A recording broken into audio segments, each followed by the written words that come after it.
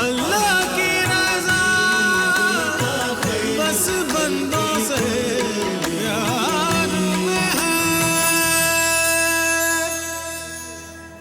خوش آمدید، ایک بار پھر آپ کی خدمت پہ حاضر ہے۔ عالم ٹائم کا سیگمنٹ جاری ہے اور مومنوں کی ماں، ہماری ماں حضرت خدیجۃ الکبریٰ رضی اللہ تعالیٰ عنہ کی سیرت کا تذکرہ ہو رہا ہے۔ شاہ صاحب یہ بتائیے، سرکار دو عالم صلی اللہ علیہ وسلم سے محبت اور الفت کا کیا معاملہ تھا سیدہ کا؟ دیکھیے، سیدہ خدیجۃ الکبریٰ رضی اللہ تعالیٰ عنہ کے ذات مبارکہ کے مختلف جہتوں پر ابھی گفتگو قبلہ مفتی صاحب نے بھی ارشاد فرمائی، اخکر نے بھی عرض کی ہے۔ ایک تو تعدد ازواج کے حوالے سے میں نے ایک بات آپ کے سامنے پیش کی۔ جی دیکھیے، حضرت خدیجۃ الکبریٰ رضی اللہ تعالیٰ عنہ کی محبت کے ساتھ ساتھ یہ بھی تھوڑا رشتہ قریب کر کے اگر آپ جو ہے کہ ملاحظہ فرمائیں گے تو حضرت خدیجۃ الکبریٰ رضی اللہ تعالیٰ عنہ سرکار صلی اللہ علیہ وسلم کے نسب پاک سے ہیں، یعنی سیدنا قصی بن کلاب بن مرہ، ان سے جا کر آپ کا سلسلہ مبارک مل جاتا ہے۔ اچھا، ادھر سے سرکار علیہ الصلوۃ والسلام کی جو سگی پھوپھی ہیں حضرت عبداللہ کی بہن ہے، یعنی باپ شریک بہن، لیکن باپ اور ماں شریک یہ سگی بہن ہے حضرت حمزہ کی، حضرت صفیہ بنت عبد المطلب رضی اللہ تعالی ٹھیک ہے، عنہا، یہ بھابھی ہیں حضرت خدیجہ کی، کیونکہ سیدہ صفیہ کا دوسرا نکاح جو ہوا تھا وہ عوام بن خویلد سے ہوا تھا، جو حضرت خدیجہ کے بھائی تھے، اچھا ان سے ہوا تھا۔ صحیح۔ سیدہ خدیجہ کا سٹرگل میں آپ کو بتاؤں، جس وقت سیدہ خدیجہ سرکار علیہ السلام کے ساتھ وابستہ ہوئی ہے، نکاح میں، مفتی صاحب نے ذکر کیا کہ آپ کے 2 نکاح پہلے ہو چکے تھے اور 2 سے آپ بیوہ تھیں، آپ کے ایک بیٹے آپ کے ساتھ داخل اسلام ہوا ہے، حضرت سیدنا ہند اچھا رضی اللہ تعالیٰ عنہ۔ سرکار کے شمائل شریف کو بیان کرنے والی 3 کے نام بڑے مشہور ہیں، اچھا، ایک حضرت سیدہ ام معبد، ایک سیدنا مولا مرتضیٰ، اور ایک سیدنا ہندہ، یہ ہند، سیدنا ہند جو بیٹے ہیں حضرت خدیجۃ الکبریٰ کے۔ اچھا، اب آپ گھر دیکھیں، ایک رانی ملکہ، حضرت خدیجہ نے بیوہ زندگی میں کیا ٹائم تھا اور کیا آپ کاروبار کرتی تھی، معاملہ کرتی تھی، تو تاریخ میں یہ موجود ہے کہ آپ کا کاروبار فلسطین، ملک شام، یمن کے اندر پھیلا ہوا تھا۔ اچھا، بڑے بڑے یہودی اور عیسائی ماہران معاشیات کو آپ نے باقاعدہ طور پر تنخواہوں پر رکھا ہوا تھا، جو آپ کے پورے بزنس کو دیکھتے تھے۔ لیکن جب سرکار کے دامن مبارکہ سے وابستہ ہو گئیں تو قرآن یہ کہتا ہے وَوَجَدَكَ عَائِلًا فَأَغْنَىٰ، حبیب ہم نے آپ کو بظاہر یہ دیکھا کہ اسباب کی کشادگی نہیں ہے، لیکن ہم نے خدیجہ کو آپ کے نکاح میں دے کر آپ کو غنی کر دیا۔ واہ واہ واہ واہ۔ حضرت سیدہ خدیجۃ الکبریٰ رضی اللہ تعالیٰ عنہ نے اپنا سارا مال اور بزنس آپ کے حوالے دیا اور کہا میں گھر سنبھالوں گی، باہر کے کام آپ کریں۔ اب میری بہنیں ذرا غور کریں، یعنی اتنی پڑھی لکھی، اتنی سمجھدار، اور خود ان کے والد بہت بڑے تاجر تھے، صحیح، تو اپنے باپ کی یعنی ایسی بیٹی تھی کہ جنہوں نے باپ کے کاروبار کو 10 گنا زیادہ بڑھا دیا تھا، لیکن جب سرکار کے دامن سے وابستہ ہوئی تو گھر کی ایسی ہوئی، اور 9 بچوں کی تربیت آپ نے کی ہے۔ ہاں دیکھیں، ایک تو وہ ہے کہ سرکار علیہ السلام کی 4 شہزادیاں آپ سے ہوئیں اور 3 بیٹے ہوئے، ٹھیک ہے، 5 6 7 یہ ہو گئے، ایک آپ کا بیٹا ہند جو آپ کے ساتھ آیا تھا، ٹھیک ہے، وہ ہو گیا 8، ایک مولا مرتضیٰ جس سرکار علیہ السلام نے جب اعلان نبوت فرمایا تھا تو حضرت علی شیر خدا کی عمر 8 سال تھی، صحیح، تو اس کا مطلب ہے سرکار کی عمر 32 سال تھی تو مولا علی پیدا ہوئے۔ صحیح، تو سرکار علیہ السلام نے اپنے چچا حضرت عباس سے یہ کہا کہ ہمارے چچا ابو طالب کثیر العیال ہیں، ان کے کئی بچے ہیں، تو ان کا ہاتھ بٹانے کے لیے ہم ان کے بچے اپنے ساتھ لے لیتے ہیں تاکہ ہم ان کو پالیں۔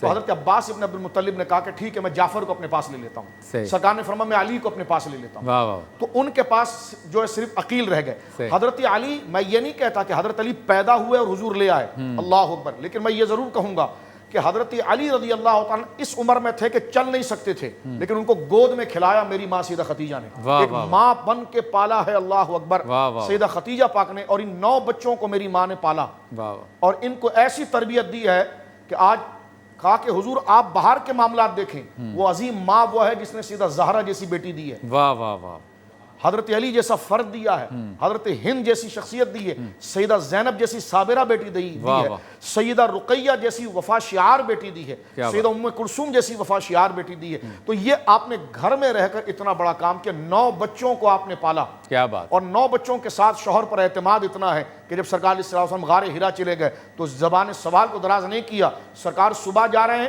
2 دن 3 دن وہاں رہ رہے ہیں، میری ماں سیدہ خدیجہ جاتی ہیں، پانی اور کھانا لے کر جاتی ہیں، غار میں دے کر آ جاتی ہیں، یہ نہیں کہ آپ کہاں پر ہے، گھر کا 9 بچوں کو بھی دیکھ رہی ہیں۔ वाह, उधर सरकार अलैहिस्सलाम को गार में खाना सुबह शाम देने जा रही है। उम्रे वाला एक बंदा अगर एक दफ़ा गार में चढ़ जाए ना तो 5 दिन वो अपने पाँव दोबारा होता है। तो मेरी माँ दिन में सुबह शाम जाती आती हैं। और अभी मुफ्ती साहब जिक्र कर रहे थे कि जब मेरी माँ शाम को जाने लगी तो जिब्रील आ गए गार में और सरकार से कहने लगे खतीजा आ रही है, उसके हाथ में एक हांडी है, उसमें कुछ शोरबा भी है और पानी भी है, उनसे कहना अल्लाह आपको सलाम कह रहा है। क्या बात है, सुभान और जिब्रील आपको सलाम कह रहे हैं। और उनसे कहना कि अल्लाह ने तुम्हारे लिए जन्नत में वो मकान तैयार किया है जो मोतियों का बना हुआ है, जिसमें शोर और शगफ नहीं है। मेरी माँ वो मुशफ़िक़ा थी कि 7 नबवी से लेकर 10 नबवी तक जब शाब अबी तालिब के अंदर सोशल बाइकाट हुआ, अल्लाह अल्लाह, तो मेरी माँ यहाँ 9 बच्चों को पाल रही थी। अब तो सारी उम्मत आपके बच्चे थे। हाँ, यानी वो माँ जो मलका थी, महलों में रहती थी। नबी पाक सल्लल्लाहु अलैहि वसल्लम का जब मक्का में सोशल बाइकाट किया गया, मक्का से निकाल दिया गया, उस खुले आसमान की घाटी के नीचे मेरी माँ सरकार के साथ थी और सारी उम्मत साथ थी। तो सरकार की ये ज़ौजा मोहतरमा रात को उठकर हर बच्ची को जाकर पूछना तुम्हारी तबीयत कैसी, खैरियत, हौसला रखना, हर शख्स को हौसला, क्योंकि सारी आपकी बेटियां थी, सारे आपके बच्चे थे। यानी सरकार की गम गुसार थी। इसलिए जिस साल वो इंतकाल कर गई तो सरकार रोए और उस साल को आमुल खुज़्न, अल्लाह, यानी गम का सबसे बड़ा साल करार दिया। अल्लाह अकबर, अल्लाह अकबर, क्या बात है। बहुत खूबसूरत ईमान अफरोज़ गुफ्तगू हो रही है और यकीनन ज़िक्र करना भी सादत है हज़रत खदीजतुल कुबरा उम्मुल मोमिनीन रज़ी अल्लाह तआला अन्हा का।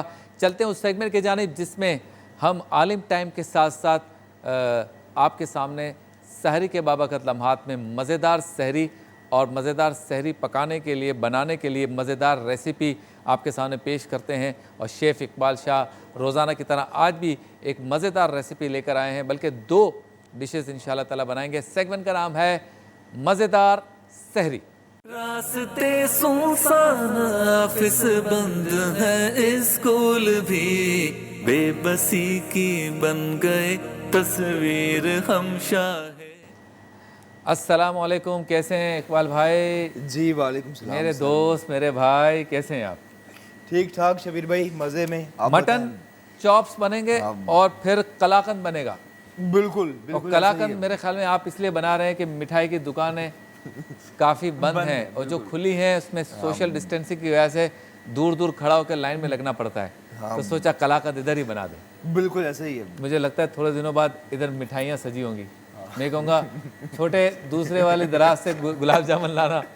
तो चलें जी, कोई बात नहीं, मीठा और हलवा साथ साथ है माशाल्लाह। पहले मटन चॉप किस तरह बनेंगे बताइए। बिल्कुल, पहले मटन चॉप्स। और कहा ना हौसले की कहते हैं ना शबीर भाई, तुम हौसला रखो वफा का सिलसिला रखो, तुम हौसला रखो वफा का सिलसिला रखो, मुकद्दर बन ही जाएगा अब। और आज हौसले की बात हमारी मटन चॉप्स के लिए जरा से ऐसे आपने थिन करना है, बहुत करना है। अच्छा, दबाना है इसको। हाँ हाँ एग्जैक्टली। इसकी क्या वजह है? ये मोहब्बत का इज़हार है ये चॉप्स के साथ। अच्छा। हल्का सा कट लगा इस तरह आपने नाइफ का दूसरे से इस तरह। अच्छा इससे शबीर भाई जब आप कुक करते हैं तो छोटी हो जाती है, श्रिंक हो जाती है। अच्छा अच्छा अच्छा। और ये अच्छी और जल्दी कुक होगी। वैसे हम कर चुके हैं, ठीक है। 1-2 आपके सामने करके दिखा देते हैं। ठीक है जी। चलिए एक और मटन चॉप्स ली, इस तरह आपने कट लगाया और इस तरह से। मटन के बहुत फायदे जी, और सब मीट खाना ही चाहिए। ठीक है जी, ½ kg मटन चॉप्स है। अब इसके बाद हालांकि नॉर्मली जो है वो लाइव कुकिंग शोज में मटन कम इस्तेमाल होता है। एग्जैक्टली। बीफ तो बिल्कुल नहीं होता गलने की वजह से, क्योंकि टाइम यहाँ कम होता है, तो चिकन इस्तेमाल होता है। हाँ। तो आज चिकन साहिबा हम आज से आपसे माजरत चाहते हैं कि आप हमारे प्रोग्राम में शामिल नहीं हैं। हाँ बाबा, आज हमने आपकी चचाजाद बहन बकरी को ले लिया है। अब आपने इतनी दफ़ा बोला चिकन चिकन, मैंने सोचा ज़रा चेंज होना चाहिए। चलें जी। अच्छा, इसकी मैरिनेट मिक्सिंग के लिए दही आ गई। दही ठीक है 1 कप। उसके बाद ये वो गरम मसाला जिसे हमने भून कर पीस लिया था, मटन की चांपों में अच्छा फ्लेवर लाएगा। 1 चम्मच इंशाअल्लाह। अल्लाह ताला की नेमतें हैं माशाल्लाह सारी। बिल्कुल। पिसी हुई लाल मिर्च, ओए होए होए, ठीक है, ज़बरदस्त। 1 चम्मच सोल्ट, हस्बे जायका या कोई ½ टीस्पून। ठीक हो गया। अदरक लहसुन पिसा हुआ 1, और ये 2 चम्मच। ज़रा सी सफ़ेद मिर्च, लेमन नींबू की खटास खूब निचोरिए, रस निकाल लीजिए। बिल्कुल बिल्कुल। एंड 1 मोर लेमन इस तरह आपने काट लेना है। और आजकल जो है वो बकरे का गोश्त महंगा हो गया। हाँ बिल्कुल। गाय का गोश्त भी महंगा हो गया, क्योंकि اطراف کے علاقوں سے جو نسبتاً ولیج کے علاقے کہلاتے ہیں وہاں سے جانور نہیں آ رہے. سستی کیا چیز ہوتی ہے؟ آج کل سستی ہو گئی ہے وہ چیزیں جو دکانیں بند ہیں نا اور اندر پھنسی ہوئی ہیں جو چیزیں, تو وہ سستی ہو گئی ہیں, ڈیلز آ رہی ہیں. لیپ ٹاپ لے لیں, موبائل لے لیں, لوگوں کو پیسوں کی ضرورت ہے, بہت مشکل میں ہے تاجر. روزانہ دعا کرتا ہوں اور دعا کرواتا ہوں آپ سب مظلوموں کے لیے جو مشکل میں ہیں, اور آواز بھی بلند کرتے ہیں ہم جو ہو سکتا ہے. آج بھی بہت زیادہ آواز بلند کی ہے اور کہا ہے وزیر اعظم صاحب آپ بڑے ہیں, ہم رعایا ہیں, آپ حاکم ہیں, ہم تو عوام ہیں. تو یہ اپوزیشن کیا ہوتی ہے, وزیر اعلیٰ یا وزراء اعلیٰ کیا ہوتے ہیں, ہمارا مسئلہ نہیں. آپ سب ایک جگہ بیٹھیں, ہمارے مسائل حل کریں, بچوں کے مسئلے حل کریں, تاجروں کے مسئلے حل کریں, عورتوں کے مسئلے, بزرگوں کے مسئلے, نماز کے مسئلے, عید کے معاملات آپ درست کریں نا, بیٹھے پیار محبت کریں, کچھ کریں بھائی. اب یہ ہم تو نہیں کر سکتے, ہم تو التجا کر سکتے. جی بالکل جی, بہت اچھی بات بولی. کوکنگ آئل اسی کے اندر آپ نے لگ بھگ 3 سے 4 چمچ اور کوئکلی ظاہر ہے فائنلائز کرنا ہے. ایک اور چیز ظاہر ہے گلاوٹ کے لیے اس میں پپیتا ایڈ کیا ہے, پر ایک اور چیز اب یہ میٹھا سوڈا ہوتا ہے یہ بھی گلاوٹ کا کام کرتا ہے. صحیح ہے, ٹھیک ہے, 2 سے 3 چٹکی بس سوڈا میٹھا یہ بھی ایڈ کیا.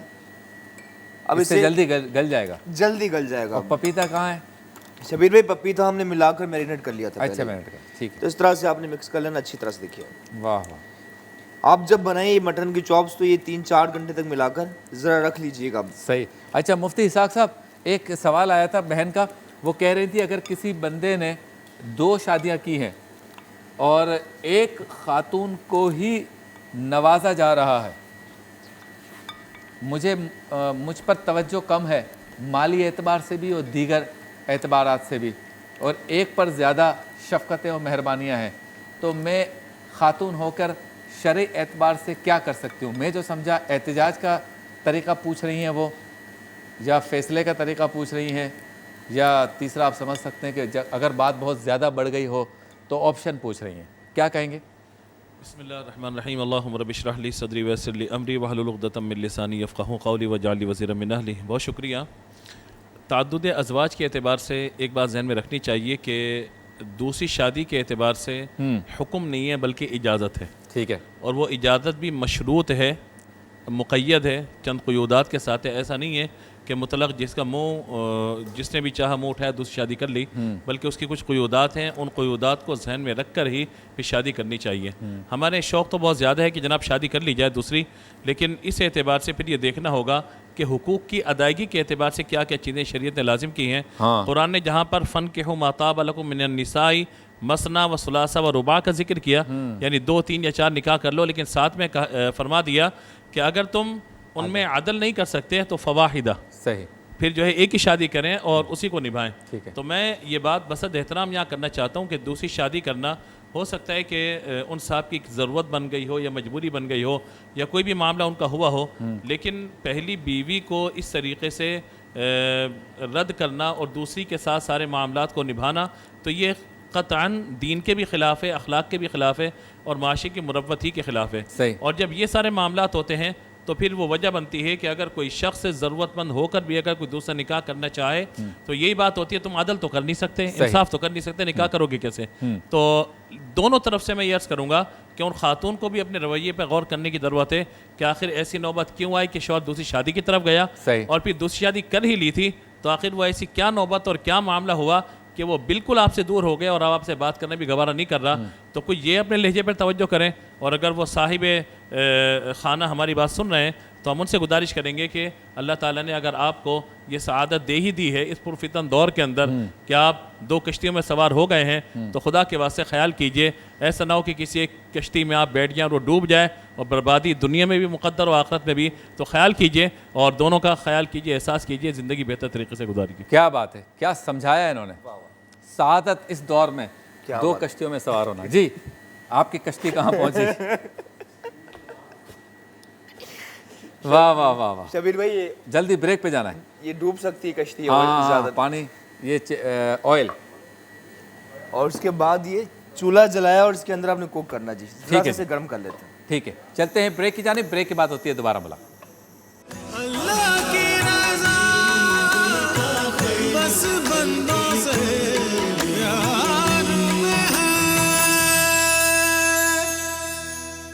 خوش آمدید، ایک بار پھر آپ کی خدمت میں حاضر ہیں اور عالم ٹائم میں حضرت خدیجۃ الکبریٰ رضی اللہ تعالیٰ عنہا کی سیرت پہ گفتگو ہو رہی ہے. بہت ہی پیاری گفتگو ہو رہی ہے، بہت ہی ایمان افروز گفتگو ہو رہی ہے اور عقیدت کے ساتھ جو ہے وہ بیان بھی ہو رہا ہے. ساتھ ساتھ ہم مزیدار سحری میں آج مٹن چاپس بنائے جا رہے ہیں، اس کو بھی دیکھ رہے ہیں. قلاقند بھی ہے آج، اور مرکز حلویات بن گیا ہے ہمارا یہ جو سیکشن ہے.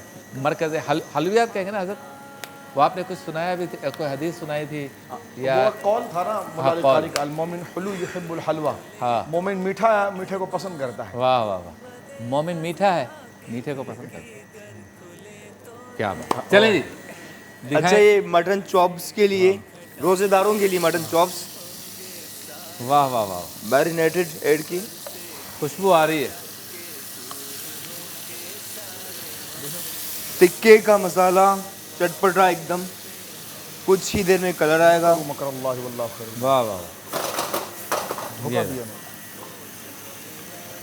بہت محبت کے ساتھ پیار سے اسے کلر لائیے اور اس کے بعد بولی کیا بات ہے. 1.25 یا 1.5 منٹ ہے. شاہ صاحب جلدی سے اگر بات ہو جائے اس پر جس کو آپ نے اپنی گفتگو کا تھوڑا سا آخری حصہ کیا، عام الحزن، اس پر ذرا سی گفتگو مزید ہو جائے. ایسا سال کہا گیا کہ یہ غم کا سال تھا.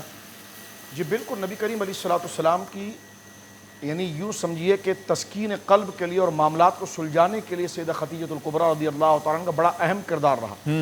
اس کا تسلسل میں پیچھے سے ذکر کر رہا تھا کہ 9 بچوں کی تربیت کرتے ہوئے مولا مرتضیٰ کو گود میں پالا، 4 بچیوں کو گود میں پالا، سرکار علیہ الصلوۃ والسلام کے 3 شہزادے اور خود ایک ملکہ. یعنی اتنے بڑے مقام پر رہنے کے بعد، اتنی کشادگی کا ماحول دیکھنے کے بعد پھر بظاہر اس قدر تنگی کے ماحول کے اندر آ جانا، یہ میری ماں کی سراپا استقامت اور وفا شعاری تھی. اور آپ دیکھیے کہ جس وقت یہ سوشل بائیکاٹ جس ٹائم پر ہوا تو 2 شخصیات تھیں جنہوں نے سرکار علیہ الصلوۃ والسلام کے ساتھ، صحابہ اکرام کے ساتھ مل کر جو ہے کہ فیس کیا. یعنی سیاسی طور پر جس معاملے کو آگے دیکھ رہے تھے وہ آپ کے مشفق چچا جناب ابو طالب تھے. ٹھیک ہے. اور سرکار علیہ الصلوۃ والسلام جب گھر تشریف لائیں تو سرکار علیہ الصلوۃ والسلام کو تسلی دینے کے لیے اور پھر جتنی خواتین اور بچے ہیں ان کو تسلی دینے کے لیے حضرت خدیجۃ الکبریٰ رضی اللہ تعالیٰ عنہا رہی. اس قدر دکھ اور تکلیف آپ نے گزاری کہ جب سوشل بائیکاٹ کا یہ سلسلہ ختم ہوا تو اس کے 11 دن کے بعد آپ نے وصال فرمایا ہے. اور آپ کی گویا کہ وصال ہوا اس لیے پہلے جناب ابو طالب اس دنیا سے رخصت ہوئے اور ان کے 3 دن کے بعد حضرت سیدہ خدیجۃ الکبریٰ رضی اللہ تعالیٰ عنہا کا وصال ہوا. اور یہ سال کو عام الحزن کا سال قرار دیا گیا. سرکار دو عالم صلی اللہ علیہ وسلم کو آپ سے اتنی محبت تھی کہ میری ماں سیدہ عائشہ صدیقہ کہتی ہیں، مسلم شریف کی حدیث ہے کہ میں نے حضور کی سے زندگی بھر جو بات طریقے کے ساتھ بار بار جن کے لیے محبت اور ایک چاہت کے ساتھ جس کا ذکر سنا وہ سیدہ خدیجۃ الکبریٰ رضی اللہ تعالیٰ عنہ. آپ کی بہن تھی حالہ بنت خویلد. ایک دن وہ تشریف لائیں، سیدہ ام المومنین سے بات کر رہی تھی تو کچھ جگہ تفصیل ہے، کچھ جگہ اختصار ہے. کہ ایک جگہ یوں بھی ہے کہ سرکار علیہ الصلوۃ والسلام جس طرح کے تقاضا بشری کے اعتبار سے ایک بے قراری کی کیفیت ہوتی ہے، سرکار اٹھ کر باہر تشریف لائے اس حالت سے کہ جیسے ختیجہ آ چکی ہوں. فرمایا حالہ تم ہو؟ اچھا تو تمہاری آواز تو بالکل ختیجہ کی طرح ہے. اور سرکار نے کہا تھا جب تیری قوم نے مجھے مسترد کر دیا تھا تو یہ ختیجہ ہی تھی جس نے جو ہے کہ میرے دین کو سہارا دیا اور مجھے سہارا دیا. واہ واہ. اور ایسی روایات بھی موجود ہیں کہ سرکار حضرت خدیجہ الکبریٰ رضی اللہ تعالیٰ عنہا کی ظاہری وصال کے بعد بھی باتوں میں، گفتگو میں، ارشادات میں ان کا تذکرہ کیا کرتے ہیں. بالکل ایسا. کیا بات ہے. چلتے ہیں بریک کی جانب، بریک کے بعد ہوتی ہے دوبارہ ملاقات. اللہ کی رضا بس بندوں سے پیار میں ہے.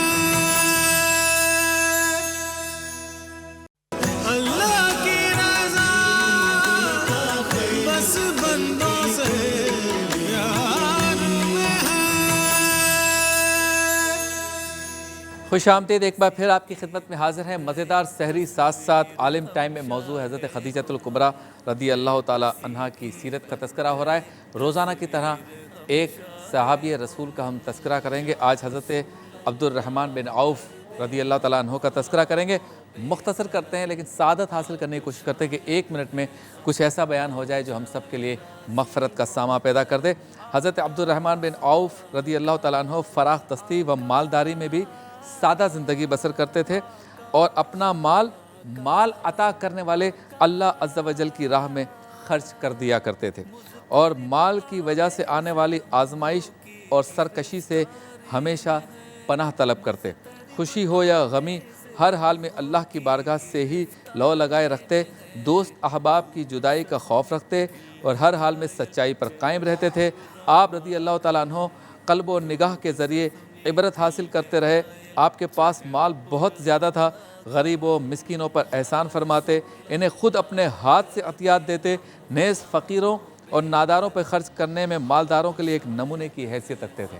اور یہ آج کل کے حالات کے مطابق ہے، جن کے پاس مال ہے آج وہ صورتحال ہے کہ آپ اللہ کی راہ میں خرچ کریں۔ اور ایک واقعہ ہے حضرت عبداللہ بن عمر رضی اللہ تعالیٰ عنہ سے مروی ہے کہ حضرت عبد الرحمن بن عوف نے ایک مرتبہ مجلس شورا کا اجلاس طلب کیا۔ اب مجلس شورا میں کون سے لوگ تھے؟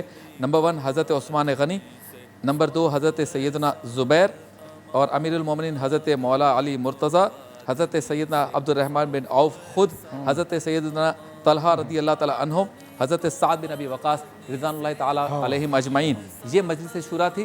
حضرت عبد الرحمن بن عوف نے ان کا اجلاس طلب کیا اور پھر یہ جملہ ارشاد فرمایا کہ میں تو خلافت کا اہل نہیں ہوں، تو کیا تم اس پر راضی ہو کہ میں تمہارے لیے حضرت عثمان غنی رضی اللہ تعالیٰ عنہ کو خلیفہ منتخب کروں؟ تو امیر المومنین حضرت مولا علی رضی اللہ تعالیٰ عنہ نے فرمایا کہ سب سے پہلے میں آپ کے فیصلے پر راضی ہوں، اور فرمایا کہ اس کی وجہ یہ ہے کہ میں نے سرکار دو عالم صلی اللہ علیہ وسلم سے آپ کے متعلق یعنی حضرت عبد الرحمن بن عوف کے متعلق یہ کہتے ہوئے سنا کہ عبد الرحمن تم آسمان اور زمین والوں کے امین ہو۔